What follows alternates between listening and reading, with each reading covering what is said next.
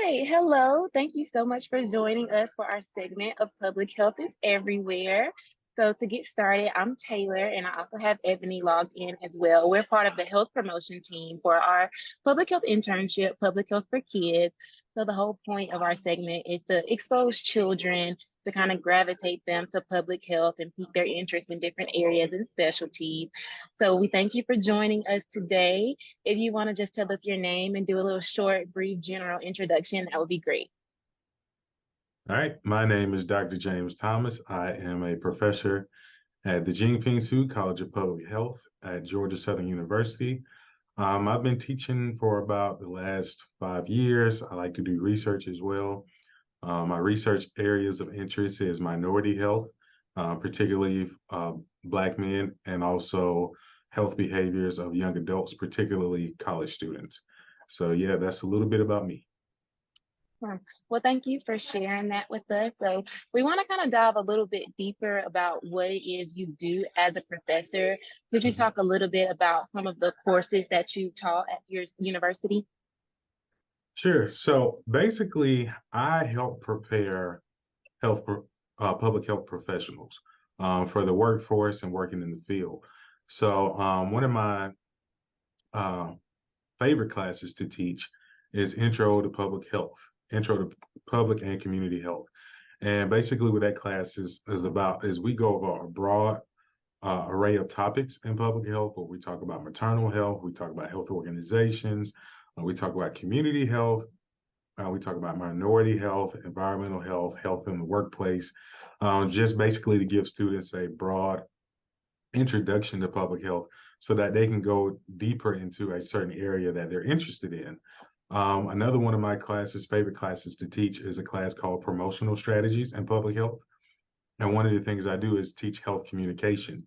I teach students how to make flyers, how to make handbills, how to make posters, websites, PSAs, um, a whole host of communication efforts, and teach them how to effectively communicate public health information to the public so that it's understandable and that it's easy to accommodate and make adjustments for when it comes to our health behavior.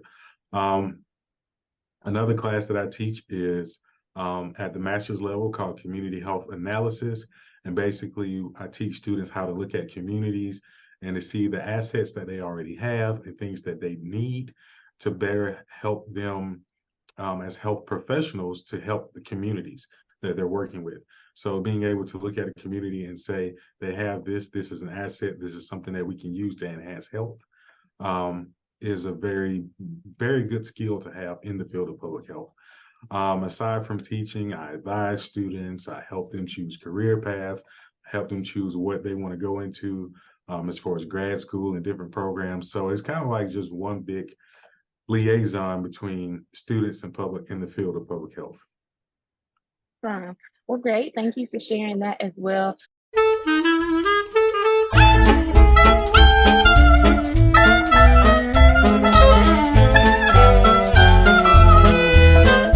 So I know as a professor, you spend a lot of time in the classroom, but how would you describe what your typical day looks like? Like I know you have work in between those classes, prep work for those classes as well. So what does that typically look like for you?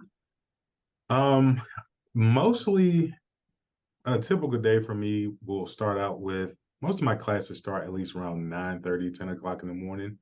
And I'll teach my first class. But before then, I may have like a little bit of downtime where I go over my lessons that I'm going to teach for the day. And I love doing activities in the classroom. Sometimes they're like, skill based, and sometimes they can be silly. I just love, doing things in the classroom to help relay the point over of what we're studying to the students so that they fully comprehend it. Um, so it's basically, preparing maybe a class in the morning. And then I do maybe office hours where I have students where most of my advising and mentoring of students takes place, where they'll drop by my office. We'll talk about careers, we'll talk about research, we'll talk about grad school or something in the class that they want to know more information about. We'll discuss that. And then I may have one or two more classes in the afternoon with the same routine of just going over my lesson that I'm going to teach for the day, try to figure out some activity or something fun to try to get them engaged with the material that we're learning. And that's pretty much it for my day. I may have like a couple of faculty staff meetings throughout the week. But as far as my work goes, I would say 90% of my day is in the classroom. Right. Okay. So if you think back to where you were in like grade school, did you have a favorite subject or was there any type of subject that you feel looking back really prepared you to be a successful professor? Mhm. Um, my favorite subjects in grade school were always social studies and history. I always loved history and social studies. Um, I remember just being in like third and fourth grade. We get an assignment from the teacher, write down definitions for chapter 3, and then when I'm done, I'm in chapter 4, chapter 5, just reading through. I'm like, ooh, this happened and that happened. Um, and that kind of built my love for understanding people and how we think and the things that we've gone through and how we learn from our experiences. And when I got in high school, I had this passion for health. I initially wanted to be a doctor, but I'm not really a science and math type of person. But combining the history with health, public health was like the perfect place to do that because a lot of what we do in public health is studying what we've done in the past, how we went through those things in the past, and making sure that we're making adjustments to make our future brighter for our health, for our kids, for our communities, um, and for our whole nation. And I think that root of loving history and social studies kind of thwarted me towards the field of public health. Well, I love to hear that. That was great. So I have one more question for you before I turn it over to Ebony. What would you say has been the most challenging part about your career since you've been working as a professor? Most challenging part is good. I would say the most challenging part is, and it's a good challenge, is defining public health. Because when people say, what is public health? It's like a million things pop up in my mind because public health is so broad. We can label it down to population health, but then when somebody asks, what does that mean? I can talk all day about, this example, that example. I can talk about environmental health. I can talk about health policy, community health. Um, I would say that was probably the most challenging, but in a good way. As far as challenging, as far as, something that might be a deterrent from public health, I wouldn't say that I actually have those types of challenges because I love what I do. I love being in the classroom. I love preparing our future public health professionals. But I would say I haven't mastered how to define public health in less than 20 seconds just yet, but I'm working on it. Well, that is totally understandable. I agree with that as well. But thank you so much. For those are all great answers. I'm going to turn it over to Ebony now for a few more questions. Okay, Dr. Thomas. So, when did you know that you wanted to be a professor? And what made you want to pursue that career? So in undergrad, one of the things that kind of swayed me towards public health was, like I said, I wanted to be a doctor. I realized sophomore year, math and science are not my friends. So I changed my major to public health into my sophomore year. And I remember my public health professors remembering me by name. They were interested in, what I wanted to do as far as a public health student. They were always telling us about different opportunities. And honestly, I never had that experience before as a student. The first time having a professor remember my name was one of my undergraduate professors. And that stood out a lot to me as far as just in the field of public health. And it was one of those things that was in the back of my mind, like, maybe I might give it a thought one day, not really sure. Because in undergrad, I was really quiet and I wasn't the type to stand in front of a classroom and teach and have all eyes on me. But fast forward to my first year and my doctoral program, I was a grad assistant in the Office of Leadership here at Georgia Southern, and we had different leadership classes that each of our supervisors taught, and I was like the teaching assistant, so to say. And it was one day she was out, and she was like, you know, you're going to lead the class tomorrow. So, you know, I led the class, led a group discussion, and I'm like, you know what, I kind of like this a little bit. So then the opportunity for being a TA in the College of Public Health came up later on that year. I interviewed for it, got the job. I taught my first lesson like fall of 2016 and fell in love with it ever since. And that's basically how I got into teaching as far as a profession. I love that answer. It's always good to have, professors who you feel are really invested in what you want to do. Right. So what would you say has been the most memorable experience you've had since being a professor? Memorable day or experience? Memorable day, I have several of those. I would say memorable is when I taught my very first, I have several. When I taught my very first lesson, fall of 2016, I was so nervous. I had the lecture printed out. I went over it like 20 million times. I'm just like, okay, when I get to this point, I'm going to say this. When I get to that spot, I'm going to say that. And then I got up in front of the class and I taught, and I was just like, I wonder how did I do? And my supervisor was like, James, that was great. And I was like, really? And the students were like, yeah, you're a really good professor. You're a good teacher. And that made me feel good. That helped build up my confidence as a professor. But I would say one of the best memorable moments is when for our undergrads here at Georgia Southern, we had a alumni panel from some of our students who graduated within the last 2 to 3 years.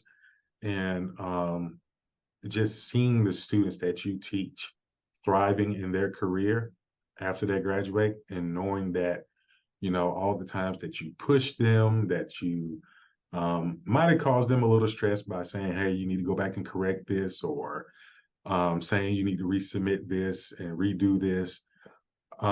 Just seeing them thrive in their careers and knowing that you had a hand in helping them get to that point is probably the best feeling ever.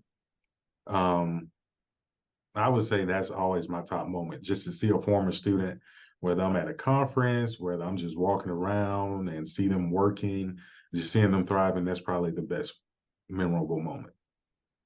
I love that. That's good. So you mentioned conference. That brings me to my next question. Do you get to travel a lot, go to a lot of different conferences during the year or the school year? Yes. One of the good things about it is that we have like our national conferences like American Public Health, APHA. It's going to be in Atlanta this year. Um, we usually go to that. We have the Georgia Public Health Association conference here in Georgia. It's usually at Jekyll Island in May of next year. You get to go to that. That's pretty cool. We also have like the Health Disparities Conference in New Orleans that I submitted to and got accepted for a presentation. But just like different conferences, there are so many conferences in the field of public health. You got conferences on maternal and child health, you got conferences on environmental health, you have conferences on health education, and they're located all throughout the United States. So being able to go and see places I've never seen before and also make connections and network is is a really good opportunity, because a lot of times people think sometimes people can have the idea that being a professor is, being in the classroom and going back to your office. But it's like, no, I get to travel as well and get to meet other people in the field of public health and collaborate and network with them as well. Right. That's good. So, do you have any advice that you would give to a kid who is thinking about pursuing a public health career? My advice would be in the 5 areas of public health that, health policy, environmental, community health, um,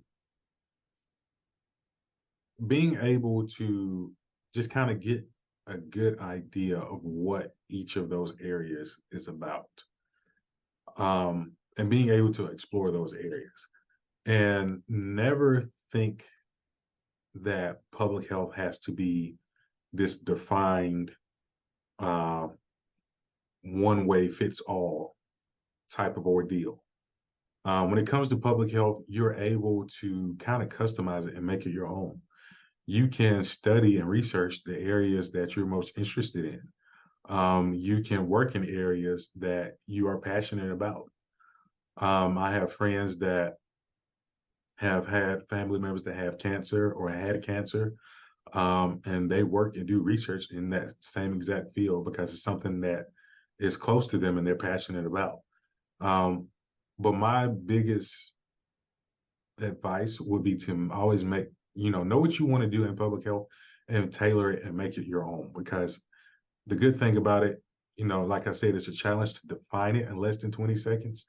But to be able to take how broad it is and narrow it down to say, this is what I want to do, and this is going to be my contribution to the field of public health, that's something I encourage everybody to do. Because if you study something or you're working in something that you love and you're interested in, you'll be the happiest person alive. And I really do feel like that's something that I was able to do by being a professor, because I love teaching and I love public health, and I was able to combine the two. So I would just encourage students or a young person to look into all the areas of public health and find what you're interested in, and then kind of focus on that and make it your own. That's great advice. I'm feeling inspired right now. Well, thank you so much. We really appreciate your time today. And we just really appreciate you taking the time out to meet with us today. And I thank you guys for having me. Yes.